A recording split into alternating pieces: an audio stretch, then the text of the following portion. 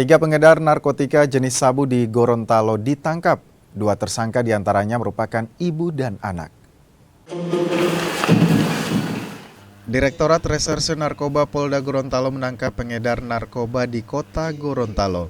Selain pelaku, polisi juga mengamankan barang bukti 4 paket sabu siap edar. Sementara dua pelaku yang sempat kabur ke Maluku Utara ditangkap di Manado. Dari tangan keduanya, polisi menyita 300 mg sabu, alat isap, serta telepon genggam.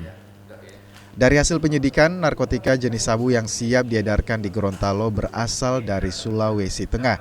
Kemarin jadi yang dapat ketangkap cuma satu. Kebetulan pelaku yang ketangkap ini inisial HD, yaitu ibunya salah satu dari pelaku yang ada di sini, inisial FA. Jadi ibunya ini juga ikut serta dalam penjualan barang-barang tersebut, barang-barang narkoba. Dua pelaku ini masih dalam tahap percobaan.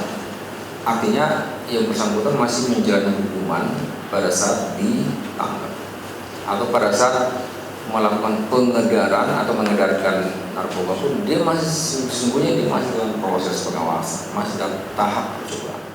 Satu dari tersangka diketahui masih menjalani masa percobaan usai bebas dari lapas.